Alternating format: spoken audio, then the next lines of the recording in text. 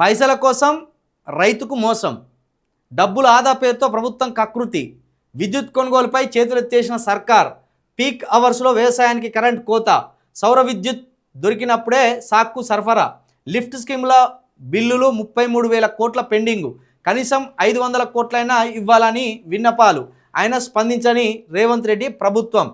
కేసీఆర్ ప్రభుత్వంలో రైతన్న రంది బావాలే రాజును చేయాలి, ఏది రైతన్న రంది బాపాలే రాజును చేయాలి అని కేసీఆర్ లక్ష్యంగా పెట్టుకున్నాడట. ఇదే ఏకైక ఎజెండా. ఇందుకోసం వేల కోట్లు ఖర్చు చేసేందుకు వెనుకాడలేదు. విద్యుత్ వ్యవస్థలను పటిష్టం చేయడంలో రాజీ పడలేదు. ఫలితంగా వ్యవసాయానికి పగలు రాత్రి తేడా లేకుండా 24 గంటల విద్యుత్ అందింది. కాంగ్రెస్ పాలన ఏం చెప్తాను, బడాయిలు కొట్టాలే బకాయిలు పెట్టాలి అన్నట్టుగా నడుస్తుంది. రైతులకు నాణ్యమైన నిరంతర విద్యుత్తు అందిస్తామన్న హామీ గాల్లో కలిసింది.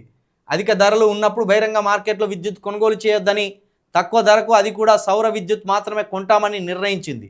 సౌర విద్యుత్ దొరకని సమయాల్లో కరెంటు ఇవ్వలేమని, పొలాలు పారకపోయిన పంటలు ఎండిన సంబంధం లేదని చేతులు దులుపుకున్నది. మొత్తానికి ఇట్లా పైసల కోసం రైతుకు మోసమాట. అంటే ప్రభుత్వాల దగ్గర పైసలున్నా కరెంటు ఎక్కువ ధర పెట్టి ఎందుకు కొనాలే, సౌర విద్యుత్ని వాడుకుందాం అని పంటలు ఎండబెట్టే ప్రయత్నం చేస్తుంది అనేది నమస్తే తెలంగాణ పేపర్ రాసుకొచ్చింది. ఇది వేరే పేపర్ రాసుకొస్తే కొంచెం నమ్మేమో కానీ నమస్తే తెలంగాణ పేపర్ రాసుకొస్తే ప్రజలు నమ్మరే. ఇక్కడున్న అసలు ప్రాబ్లం అంతా. నమస్తే తెలంగాణ పేపర్ ఏది రాసుకొచ్చినా కొంత డౌటే అనిపిస్తుంది.